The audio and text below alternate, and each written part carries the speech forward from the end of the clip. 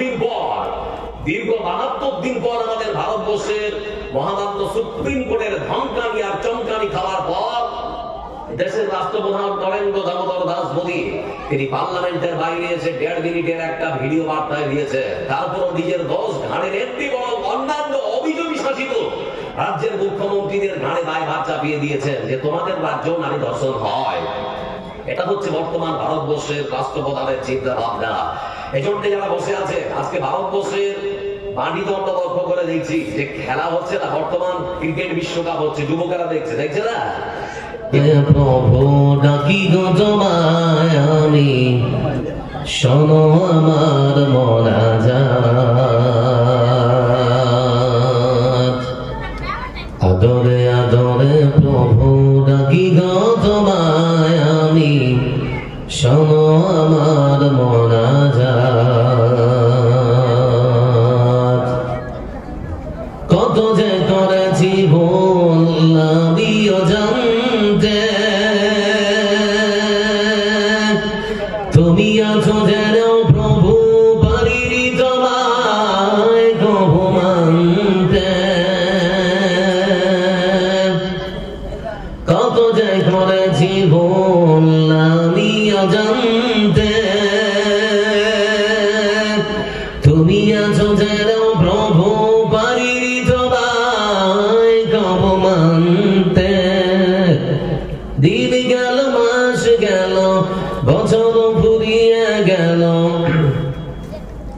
দিন গেল মাস গেল বছর ফুরিয়ে গেল, মেলে দিয়াছ সেই পথ। আদরে আদরে প্রভু ডাকি গো তোমায় আমি, শোনো আমার মোনাজাত। জানি গো জানি প্রভু তুমি বড় দয়াবান, তোমারই দয়ার কাছে আছে শত পাপের সমাধান। জানি গো জানি প্রভু তুমি বড় দয়াবান,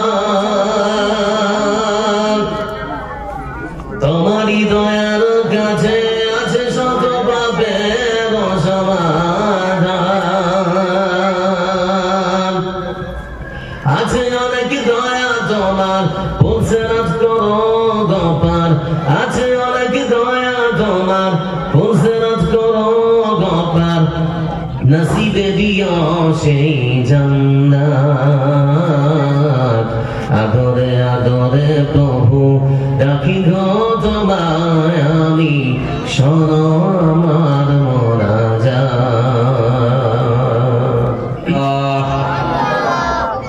শান্তি বর্ষিত হোক তার প্রেরিত মনোনীত পৃথিবীর সর্বকালের সেরা মহামানব, পৃথিবীর সব থেকে শ্রেষ্ঠ মানুষটির উপরে আমরা সংক্ষেপে দরুদ পাঠ করবো, সকলেই পড়বো সাল্লাল্লাহু আলাইহি ওয়াসাল্লাম।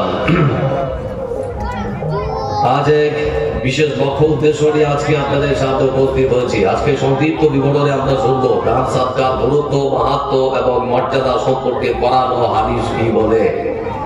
এ বিষয়ে সংক্ষিপ্ত কিছু বিবরণ আপনাদের সামনে পেশ করা হবে। তার আগে আমি আপনাদেরকে কিছু কথা বলতে চাই বর্তমান সারা পৃথিবীতে ঘটে যাওয়া বাস্তব কিছু কথা। কিছুক্ষণ আগে আমি আপনাদের প্রশ্ন করলাম কেমন আছেন, তো আপনারা সকলেই বললেন আমরা ভালো আছি, তাই তো নাকি? আমরা ভালো আছি, কিন্তু পৃথিবীর মানচিত্রে একখানা দেশ আছে যে দেশের নাম হচ্ছে ফিলিস্তিন। ফিলিস্তিনের গাজা উপত্যকা নারী পুরুষ বৃদ্ধ বৃদ্ধা থেকে শুরু করে ছোট্ট ছোট্ট শিশুরা সেখানকার কি ভালো আছে? সেখানকার ছোট্ট ছোট্ট শিশুদের হাহাকার, শরীর থেকে একটা হাত অথবা একটা পা ছেড়ে গিয়েছে। আপনার স্ত্রীর চিন্তা ভাবনা আলাদা রকম, আপনার চিন্তা ভাবনা আলাদা রকম। আপনার স্ত্রী চিন্তা করছে সকালবেলা আমার বাচ্চাটা কি খাবে, আপনার চিন্তা ভাবনা দুপুরবেলা গরুর মাংস আনবো, মাংস দিয়ে ভাত খাবে, সন্ধ্যাবেলা কিছু একটা হয়ে যাবে। এটা হচ্ছে আপনার চিন্তা ভাবনা আপনার বাচ্চাকে দিয়ে। কিন্তু সেখানকার মহিলারা, সেখানকার মায়েদের চিন্তা হচ্ছে তার বাচ্চার শরীর থেকে হাতটা অর্ধেকটা আলাদা হয়ে গেছে, সেই হাতটা হাসপাতালের বেডে শুয়ে মা চিৎকার করছে, আল্লাহর কাছে ফরিয়াদ করছে, আল্লাহ আমার বাচ্চার হাতটা জোড়া রাখবে শরীরে কেমন করে। আমাদের চিন্তা ভাবনা সম্পূর্ণ আলাদা আর তাদের চিন্তা ভাবনা সম্পূর্ণ আলাদা। এজন্য মনে রাখবেন বন্ধু আমার, পৃথিবীর বুকে কোন ট্রাইব্যুনাল, কোন জাতিসংঘ বা কোন বিচারক যদি বর্তমান পৃথিবীর সব থেকে স্বৈরাচারী শাসক নেতানিয়াহুর প্রশাসনের বা নেতানিয়াহুর যদি বিচার না করে, আল্লাহর আদালতে তার বিচার হবেই হবে ইনশাআল্লাহ। হবে না? হবে না? আল্লাহর আদালতে কি ছাড় পাবে? তিনি এমনই একজন বিচারক, তার কাছে সবাইকে বিচারের সম্মুখীন হতে হবে, সেখানে আর কোনো ছাড়পত্র পার করার সম্ভাবনা নেই। এজন্য বন্ধু আমার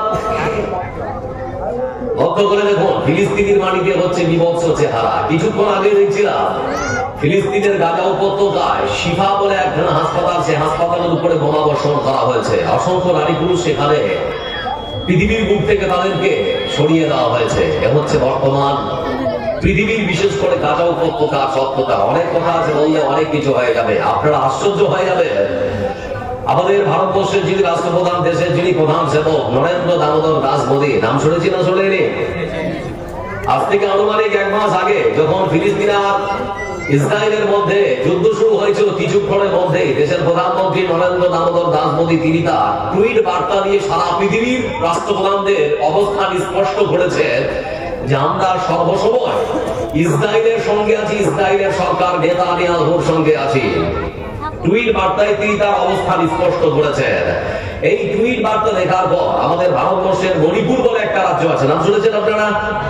মণিপুর রাজ্যের বাসিন্দারা তখন আফসোস করে বলছে, আল্লাহ আমাদের এই রাজ্যটা মণিপুরের মধ্যে না হয় যদি ইসরায়েলের মধ্যে হতো, তাহলে ভারতবর্ষের রাষ্ট্রপ্রধান মোদীজি অন্তত আমাদের সঙ্গে থাকতেন।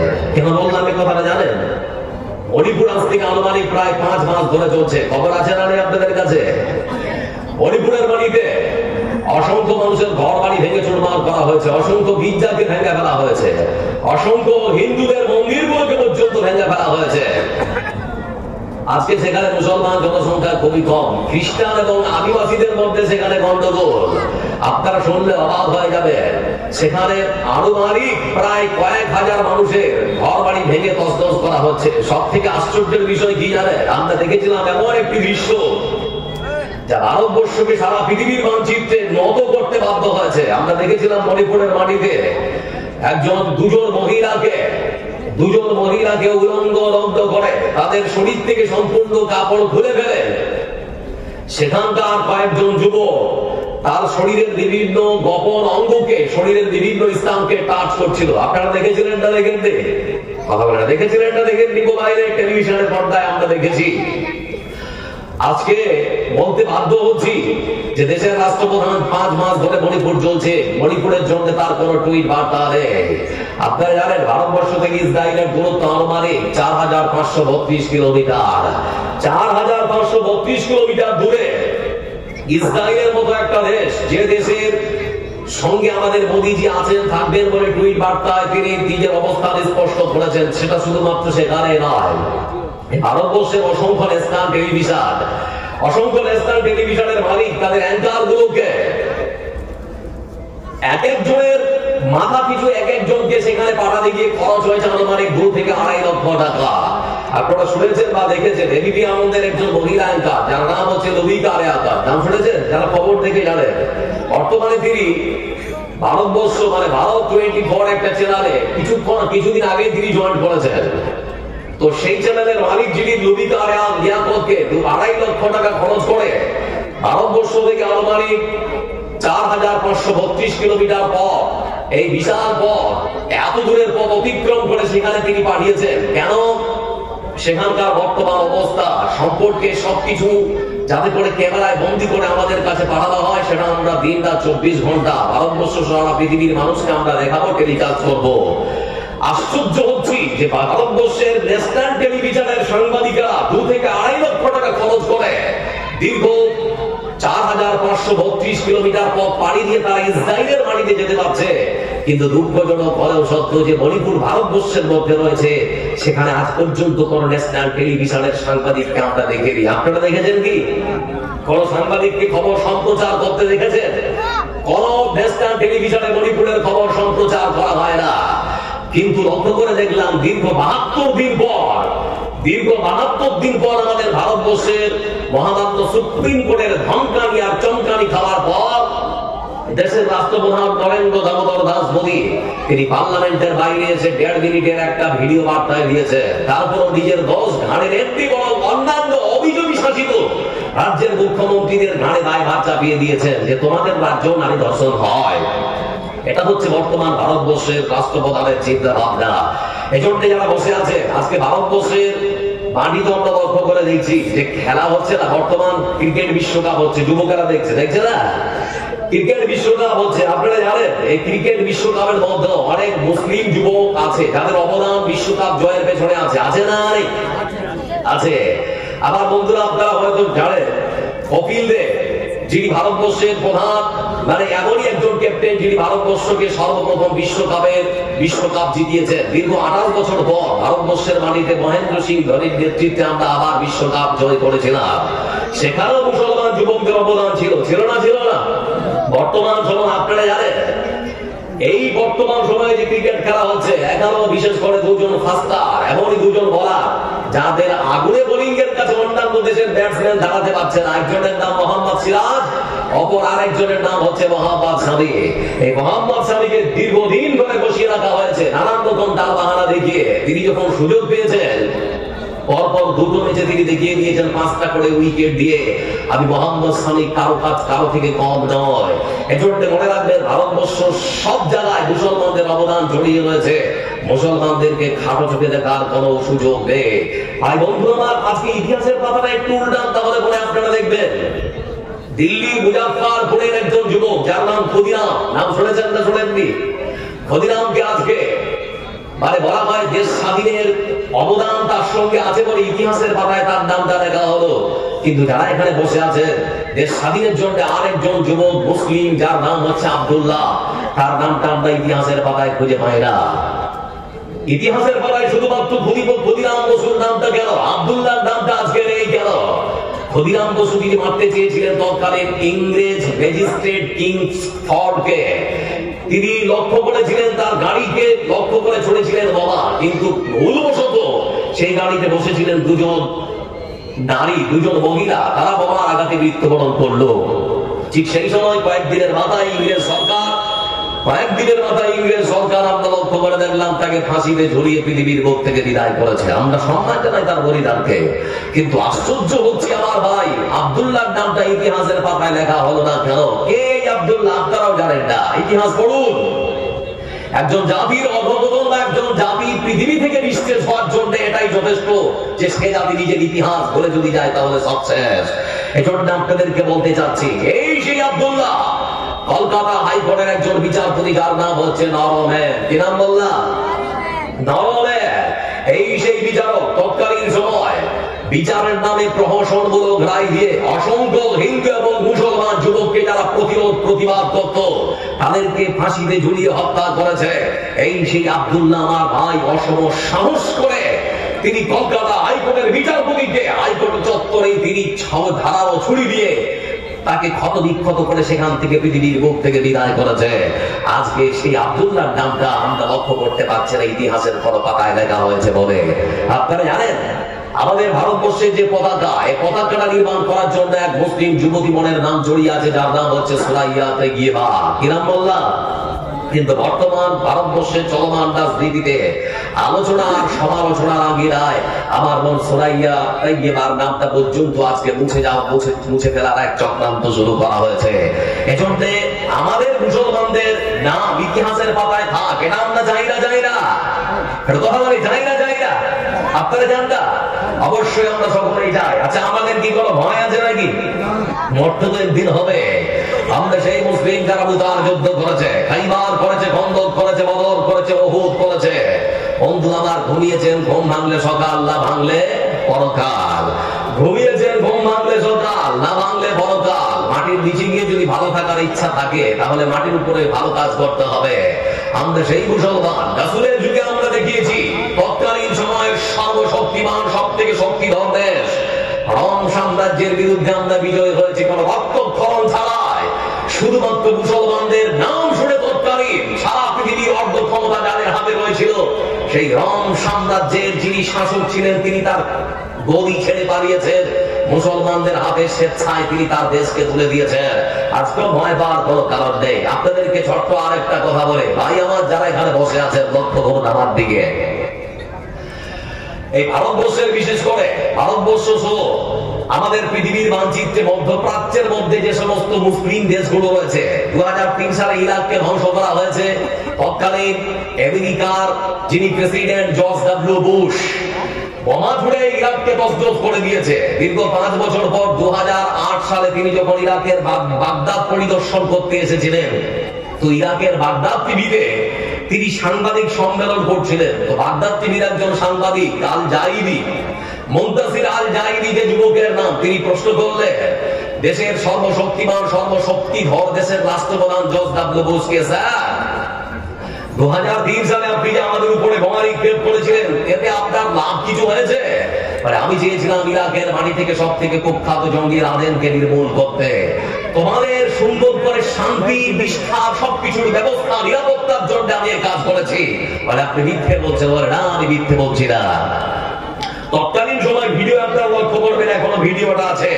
তিনি তার ডান পায়ের জুতো খুলে তৎকালীন রাষ্ট্রপ্রধান জর্জ ডব্লিউ বুশকে ছুড়ে দিয়েছিলেন। লাগলো না। বাম পায়ের জুতোটা ছুড়ে যখন নামতে গেলেন আমরা লক্ষ্য করলাম সেটাও লাগলো না। কিন্তু বাম পায়ের জুতো ছোড়ার সময় তিনি শব্দ উচ্চারণ করেছিলেন, কুকুরের বাচ্চা শুনে রাখ, এটা হচ্ছে ইরাকবাসীদের পক্ষ থেকে তোর জন্য বিদায় চম্বনা, জীবনে কোনোদিন ঢুকবি না। আজকে আমাদের কি হয়েছে? আজকে আমার ভাইয়েরা ফিলিস্তিনের মাটিতে তারা নির্মম ভাবে তাদেরকে বোমা মেরে হত্যা করা হচ্ছে। কিছু যদি না পারে, যাদের দায়িত্ব প্রতিরোধ করা, যাদের দায়িত্ব আছে লড়াই করার, তারা আজকে নীরব দর্শক। আমরা যদি কিছু না করতে পারি অন্তত দোয়া তো করতে পারবো নাকি? এরা বলেন এটা পারবো কি পারবো না? এটা তো অন্তত করা দরকার, না হলে তো ঈমান আছে বলে দাবি করা মিথ্যা হয়ে যাবে। এজন্য বলছিলাম বন্ধু আমার, আজকে বিশেষ উদ্দেশ্য নিয়ে আপনাদের কাছে দণ্ডায় বারবার আজকে উপস্থিত হয়েছে। মনে রাখবেন একটা কথা, আল্লাহ ধন দিয়েছে মনটা বোঝার জন্য, তাই তো নাকি? কত মানুষ ধনী ছিল, সকালে আবার সন্ধ্যা হতে হতে গরিব। এরকম আপনাদের কাছে নজির আছে না নেই? দৃষ্টান্ত আছে না নেই? আছে। এমন রোগ দিয়ে দিবে আল্লাহ, এমন বাবা দিয়ে দিবে যে আপনার ধন লাভ থেকে বাঁচাতে পারবে না। মনিরুদ্দিন নাম শোনেন কি? বক্তা 1.5 ফুট না 3 ফুট বলেন আপনারা? হেনা বলেন না, শুনেছেন না শোনেননি? 1.5 ফুট না 3 ফুট। আমার ভাই মনিরুদ্দিন পার নাইট 2 ঘন্টায় ইনকাম 25 থেকে 30,000 টাকা। কিছুদিন আগে দেখছিলাম যে অসহায় নিরুপায় হয়ে মানুষের কাছে এক প্রকার ভিক্ষা চাচ্ছে যে আমি খেতে পাচ্ছি না, চিকিৎসার জন্য আমি ঠিক মতো টাকা পাচ্ছি না, সবকিছু শেষ, সহায় সম্পদ সবকিছু শেষ। বন্ধ করলাম, আয় সর্বনাশ, যে মানুষটা পার নাইট 2 ঘন্টায় আনুমানিক ইনকাম করতো, যে মানুষটা 25 থেকে 30,000 টাকা, আজকে সে মানুষটা নিরুপায় মানুষের কাছে ভিক্ষা চাচ্ছে টাকার জন্য। টাকা সকালে আছে, সন্ধ্যাও নাও থাকতে পারে, এর কোনো গ্যারান্টি নাই। বন্ধু আমার জন্য বলতে যাচ্ছি, নিজের সন্তানের জন্য সম্পদ ছেড়ে যেতে হবে না। নিজের সন্তানকেই সম্পদ বানিয়ে যা, আর দুনিয়ার সম্পদ বানাতে হবে না। আপনার সন্তানকে পরকালের সম্পদ বানিয়ে যা। পরকালের সম্পদ মানে মাদ্রাসায় ভর্তি করুন আপনার বাচ্চাটাকে, পরকালের সম্পদ মানে হাফিজ বানান, কারি বানান, মওলানা মুফতি বানান। দুনিয়ার সম্পদ যদি আপনি বানান, মাস্টার ব্যারিস্টার প্রফেসর, মা বাবাকে সেই সন্তানের সঙ্গে কথা বলতে হয় হিসেব করে। যদি বেশি কথা বলে দেয় তাহলে নিজ স্ত্রীকে নিয়ে গিয়ে মান্দা টাউনে গিয়ে বাড়ি ভাড়া করে থাকবে, আর বাড়িতে আসবে না, মা বাপকে দেখভাল করবে না।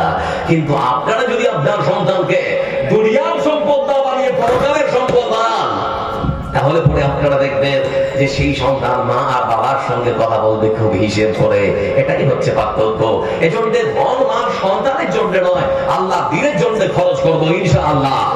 সবাই বলি ভাই ইনশাআল্লাহ। আল্লাহ রাব্বুল আলামিন যিনি কোরআনে কারীমের মধ্যে সুন্দর করে বলেন, মাসালুল লাযীনা ইউনফিকুনা আমওয়ালাহুম ফী সাবিলিল্লাহ كمثل حبة أنبتت 7 سنابل في كل سنبلة 100 حبة والله يضاعف لمن يشاء। আল্লাহ রাব্বুল আলামিন যিনি কোরআনে কারীমের মধ্যে সুন্দর করে বলেন, ও পৃথিবীর মানুষরা তোমরা শোনো, আমি আল্লাহ রাব্বুল আলামিন যাদেরকে ধন দিয়েছি, সম্পদ দিয়েছি, সোনা দিয়েছি, চাঁদি দিয়েছি, যা যাদেরকে আমি আল্লাহ রাব্বুল আলামিন দান দিয়েছি, গম দিয়েছি, ওই সমস্ত মানুষেরা যারা আমার রাস্তায় খরচ করে, তাদের সম্পদকে সোনা এবং চাঁদিকে, ধন এবং মালকে যারা আমার রাস্তায় খরচ করে, তাদের উপমা, তাদের দৃষ্টান্তটা হলো ঠিক সেরকম একখানা গমের দানা খরচের কিসের সঙ্গে আল্লাহ তুলনা টেনেছেন? গমের দানা। সবাই বলি কিসের দানা? গমের দানা। ঠিক আছে ভাই, ভাই ঠিক আছে ভাই, বেশি নাড়াচাড়া করতে যান আরো খারাপ হয়ে যাবে। বলছিলাম কেন তুলনাটা গম, এই দৃষ্টান্ত, এই উদাহরণ আল্লাহ রাব্বুল আলামিন কেন টেনেছেন? বন্ধুরা আমার লক্ষ্য করে দেখো, এখানে অনেক মানুষ বসে আছে যারা কৃষি কাজের সঙ্গে জড়িয়ে। কৃষি কাজ করেন না আপনারা? আমার বন্ধুরা, গমের বীজ থেকে যখন কোন কৃষক উর্বর কোনো মাটিতে ফেলে দেন, সেই একখানা গমের বীজ থেকে কখনো একখানা গাছ হয় না, বরং একের অধিক হয়, দুটো হতে পারে, তিনটা হতে পারে, আবার 5টা 7টা 10টা পর্যন্ত হতে পারে। আমার আল্লাহ রাব্বুল আলামিন এখানে 7খানা গাছের কথা বলেছেন। একখানা গম ফেলা হলো আর ওখান থেকে 7টা গাছ বেরিয়ে আসলো। আল্লাহ রাব্বুল আলামিন যিনি সুন্দর করে বলেন, প্রত্যেকটা গাছে আমি আল্লাহ রাব্বুল আলামিন 100টা করে দানা দিয়েছি। তার মানে 700টা গাছে 100 করে যদি হয়, তাহলে পরে 700 দানা আমি আল্লাহ দিয়েছি। আমার বন্ধুরা লক্ষ্য করে দেখুন, আল্লাহ রাব্বুল আলামিন যিনি বোঝাতে যাচ্ছেন বান্দারে, আমি আল্লাহ রাব্বুল আলামিন একখানা গম থেকে 7 থেকে 700 দানা আমি আল্লাহ রাব্বুল আলামিন দিয়েছি। একজন কৃষক 7 থেকে 700 দানা কখন পেতে পারে? বন্ধু আমার, এটা তখনই সম্ভব যখন কৃষক 3খানা শব্দ বানাবে। প্রথম নাম্বার শব্দ হলো কৃষককে যে বীজটা বপন করবে সেটা হতে হবে উর্বর, উন্নত মানের। আর সময়ের সাথে এই বীজটা বপন করতে হবে। ওই বীজটা থেকে যখন গমের গাছ বেরিয়ে আসবে, তখন আমার বন্ধু সময়ের সাথে সেচ দিতে হবে, সার প্রয়োগ করতে হবে, ঠিক সময় মতো সবকিছুই দিতে হবে। এই 3খানা শর্ত যদি কোনো কৃষক মেনে নেয়, আল্লাহ রাব্বুল আলামিন যিনি বলেছেন, তাহলে পরে সেই কৃষক একখানা গম থেকে 7, আবার 7খানা থেকে 700খানা দানা পেতে পারে। অনুরূপ বন্ধু আমার, আল্লাহর কোন বান্দা যদি মনে করে আমার তো সহায় সম্বল বেশি নয়, আমি তো সেরকম ধনী নয়, আল্লাহ তো টাকা পয়সা বেশি নেই, অল্প কিছু টাকা দিয়েছে আল্লাহ, সেই বান্দা যদি মনে করে আমি 1 টাকা দান করবো, আমার আল্লাহ রাব্বুল আলামিন যিনি বলেছেন, বান্দা 1 টাকাও যদি দাও, তোমার অন্তরটা যদি ঠিক থাকে, ইচ্ছা যদি ঠিক থাকে, তাহলে পরে আমি আল্লাহ রাব্বুল আলামিন ওই 1 টাকাকে বাড়িয়ে 7 টাকা, আবার আমি আল্লাহ রাব্বুল আলামিন যদি চাই, তাহলে পরে 7 টাকাকে বাড়িয়ে 700 টাকা পর্যন্ত তোমার আমলনামায় লিখে দিতে পারি। আল্লাহ পারেন না? পারেন না? আপনারা ভাষা বুঝতে পারছেন না? এরকম কথা বলেন, পারেন না? পারেন না? এজন্যই বলতে যাচ্ছি বন্ধু আমার, আল্লাহর কোন বান্দা যদি মনে করে 1 টাকা দান করে 700 টাকা নেকি দেবো, তাহলে তাকেও 3খানা শর্ত মানতে হবে। প্রথম নাম্বার শর্ত হলো, যে টাকা বা যে সম্পদ আপনি আল্লাহর রাস্তায় খরচ করবেন, সেটা হতে হবে হালাল পন্থায় উপার্জিত সম্পদ। হারাম পন্থায় উপার্জিত সম্পদ আল্লাহর রাস্তায় খরচ করে নেকি পাওয়া যেতে পারে না। দ্বিতীয় নাম্বার শর্ত হলো বন্ধু আমার, আপনার অন্তর বা ইচ্ছা, আপনার বিয়েটা ঠিক রাখতে হবে। বিয়ে যদি খারাপ থাকে, তাহলে পরে আপনি শুধুমাত্র পৃথিবীর বুকে আমার নাম দান করে এই বিয়েতে যদি আপনি দান করেন, নেকি পেতে পারেন না। তৃতীয় নাম্বার শর্ত হলো, আল্লাহ রাব্বুল আলামিন কোরআনে কারীমের মধ্যে যে 8খানা খাত নির্ধারণ করেছেন, ওই 8খানা খাতের মধ্যেই আপনাকে দান করতে হবে। অন্য কোন জায়গায় দান করলে কোন বান্দা নেকি পেতে পারে না। এজন্য মহাসত্য আল্লাহ রাব্বুল আলামিন কোরআনে কারীমের আর এখানে সুন্দর করে বলেন, লা তানালুল বিররা হাত্তা তুনফিকু মিম্মা তুহিব্বুন ওয়া মা তুনফিকু মিন শাইইন ফাইন্নাল্লাহা বিহি আলীম। আল্লাহ রাব্বুল আলামিন তিনি কোরআনে কারীমে এর জন্য পৃথিবীর ধনবান মানুষদেরকে ডেকে বলেছেন, ও পৃথিবীর মানুষেরা, আমি আল্লাহ রাব্বুল আলামিন তোমাদের যাদেরকে ধন দিয়েছে, মাল দিয়েছে, সোনা দিয়েছে, চাঁদি দিয়েছে, শুনে নাও, অসংখ্য অগাধ সম্পত্তির মালিক যদি তুমি হয়ে যাও, তারপরে শুনে নাও, তোমার সব থেকে পছন্দের, সব থেকে আগ্রহের, সব থেকে তোমার কাছে মূল্যবান সম্পদ যেটা আছে, সেই সম্পদ যতক্ষণ পর্যন্ত না আমার রাস্তায় দান করবে, ততক্ষণ পর্যন্ত তোমরা দান করে কখনো দেখি পেতে পারো না। আমরা সম্পূর্ণ আলাদা, ভালোটা আমাদের, অবশিষ্টটা আল্লাহ, নাকি? কথা বলে এরকম হয় না?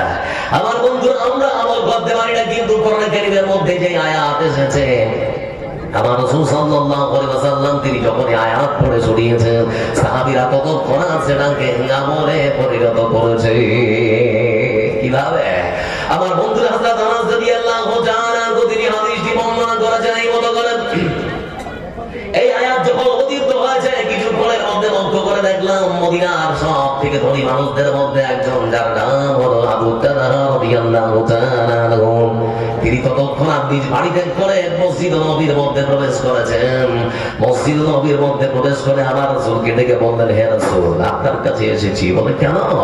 বলে, এসেছি এই জন্যই, আকাশ থেকে নাকি আপনার উপরে আল্লাহ রাব্বুল আলামিন আয়াত অবতীর্ণ করেছে, সেই মানুষ আল্লাহর রাস্তায় দান করে খরচ করে কখনো নাকি পেতে পারে না যতক্ষণ পর্যন্ত সেই আল্লাহর বান্দা তার সব থেকে মূল্যবান সম্পদ না খরচ করবে। হে আল্লাহর রাসূল, আপনি তো জানেন মদিনার পার্শ্ববর্তী যে আমার বাগানটা, যার নাম হলো বাইরুহা বাগান, ওই বাইরুহা খেজুরের বাগানটা আমি আবু তালহা আমার কাছে সব থেকে প্রিয়, সব থেকে মূল্যবান, সব থেকে দামি। হে আল্লাহর রাসূল, কোরআনের আয়াতের উপরে আমল করার জন্য আমার সব থেকে মূল্যবান খেজুরের বাগানটা আজকে আমি আল্লাহর রাস্তায় খরচ করে দিলাম। রাসূলুল্লাহ সাল্লাল্লাহু আলাইহি ওয়াসাল্লাম তিনি বললেন, আবু তালহা অন্যটা দাও। বলে, হে রাসূল, যেহেতু আমার সব থেকে প্রিয় সেই বাগান, সেজন্য এটাই দিয়ে দিলাম। যেখানে খুশি, যাকে খুশি, যেভাবে খুশি আপনি বন্টন করে দিন, যেখানে দিন দেখার কোনো প্রয়োজন মনে করব না। কোনদিন বাগানটা আমার ছিল বলে অধিকারের কথা বলতে যাব না। আমরা পারিনি, তারা পেরেছে। বিশ্ব নবী সাল্লাল্লাহু আলাইহি ওয়াসাল্লাম তিনি যখন পৃথিবীর মুখ থেকে পরলোক গমন করলেন, খলিফা নির্বাচিত হয়েছেন আবু বকর সিদ্দিক রাদিয়াল্লাহু তাআলা আনহু। মাস যায়, এই মতো করে দিন যায়, রাত যায়, হঠাৎ করে দুর্ভিক্ষ দেখা দিয়েছে। করোনা কালে আমাদের দুর্ভিক্ষ দেখা দেয়নি, আমার বন্ধুরা তিনি যখন প্রধানমন্ত্রী হলেন, দেশের প্রধানমন্ত্রী আবু বকর সিদ্দিক রাদিয়াল্লাহু তাআলা আনহু, কিছুদিন পরে কয়েকটা মাস যাওয়ার পরে দুর্ভিক্ষ দেখা দিয়েছে, মানুষ খেতে পায় না, গাছের পাতা চিবিয়ে খেতে শুরু করেছে। দেশের প্রধানমন্ত্রী চিন্তায় চিনতে আমার জনগণ এত কষ্ট করবে, কেমন করে তাদের মুখে খাবার তুলে দেব, রাত্রে ঠিক মতো আর ঘুম আসে না। পরের দিন সকালবেলা মদিনার প্রধান রাস্তা দিয়ে লক্ষ্য করে দেখা যাচ্ছে অসংখ্য উটের পিঠে বিশাল বড় বড় গমের বস্তা ধরতে শুরু করেছে। উটের পিঠে চাপিয়ে দিয়েছে, আর উটগুলো মদিনার সদর পথ দিয়ে মদিনার ভেতরে প্রবেশ করছে। আমার বন্ধুরা এই দৃশ্য দেখে বলেন, মদিনার অসংখ্য ওই সমস্ত ব্যবসায়িক যারা ব্যবসা করতো তারা ছুটে এসেছে, না জানি কার বিশাল বড় একটা গমের চালা, কার হতে পারে, কার হতে পারে, খোঁজ দিতেই হবে। আমার বন্ধুরা খোঁজ দিতে দিতে নিতে নিতে নিতে দিতে তারা জানতে পারলো এই বিশাল বড় গমের চালা অন্য কোনো সাহাবীর নয়, বরং এই বিশাল বড় গমের চালান খানা হলো হযরত উসমান রাদিয়াল্লাহু তাআলা আনহু। ততক্ষণ উসমান রাদিয়াল্লাহু তাআলা ওর কাছে গিয়ে তারা তখন বলতে শুরু করেছে, হুজুর আপনার কাছে এসেছি, আপনাকে কিছুটা লাভ দেওয়া হবে, আপনি আপনার গমের চালানটা আমাদের কাছে যদি বিক্রি করে দেন, মানুষের কাছে স্বল্প মূল্যে আমরা বাড়ি বাড়ি গিয়ে পৌঁছে দেব। হুজুর দিলেন, বিক্রি করলেন, আমাদের কাছে বিক্রি করে দেন, তাহলে অল্প লাভ দেখে আমরা মানুষদেরকে দিয়ে দেব। উসমান রাদিয়াল্লাহু তাআলা তিনি বললেন, উসমান রাদিয়াল্লাহু তাআলা তিনি তখন বললেন, ও আমার ভাইরা, কত লাভ দিতে বলো? বলে, জানিয়েছেন তার থেকে অর্ধেক লাভ দেব। হযরত উসমান রাদিয়াল্লাহু তাআলা বললেন, বিক্রি হবে না, আর বেশি দিতে পারবে কি পারবে না? তখন তারা বললেন, এর থেকে তো বেশি দেব না।